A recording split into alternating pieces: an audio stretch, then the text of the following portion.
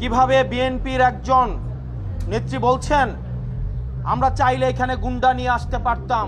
এবার রুমিন ফারহানার উপর চড়াও হলেন এনসিপি নেতারা।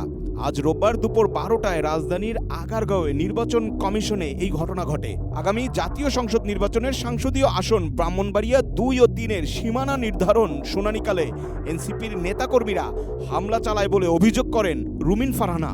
শুনানি থেকে বেরিয়ে রুমিন ফারহানা সাংবাদিকদের বলেন 15 বছরে যা হয়নি তা আজ হয়েছে। তার গায়ে ধাক্কা দিয়ে ফেলে দেওয়া হয়েছে। একজন আমাকে ধাক্কা দিয়েছেন, পাঞ্জাবি পরে, হ্যাঁ একজন ধাক্কা দিয়েছেন, তারপরে আমার লোক তো বসে থাকবেন, আমি তো একজন মহিলা। যাদের জন্য এত বছর লড়াই করা হয়েছে তারাই এখন ধাক্কা দিচ্ছে। তিনি এ ঘটনাকে লজ্জাজনক ও নির্বাচন কমিশনের গাম্ভীর্যের সঙ্গে সাংঘর্ষিক বলে উল্লেখ করেন। এদিকে এনসিপির নেতা প্রকৌশলী আমিনুল হক চৌধুরীর অভিযোগ, রুমিন ফারহানার সমর্থকরা তাদের উপর হামলা করেছে।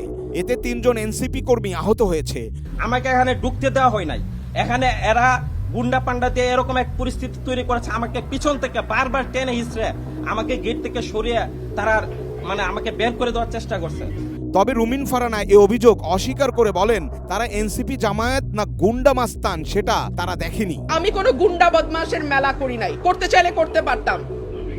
গুন্ডা আনতে চাইলে গুন্ডা আনা যায়, অসুবিধা হয় না।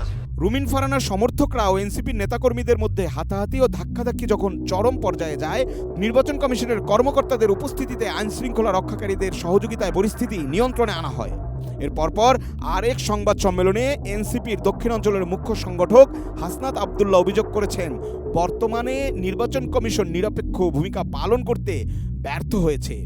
কিছু রাজনৈতিক দলের পার্টি অফিস হিসেবে পরিণত হয়েছে নির্বাচন কমিশন। প্রধান নির্বাচন কমিশনের অফিসের যদি এই অবস্থা হয়, সারা বাংলাদেশে এই বিএনপির যারা রয়েছে এই গুন্ডাদের পৃষ্ঠপোষকতা দিচ্ছে, তারা কিভাবে ভোট কেন্দ্র দখল করবে সেটির আজকে টেস্ট ম্যাচ হয়ে গিয়েছে।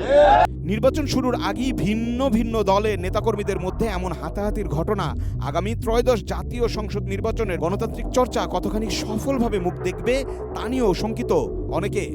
মৃদুল ইসলাম, উইকলি ইনকিলাব, ঢাকা।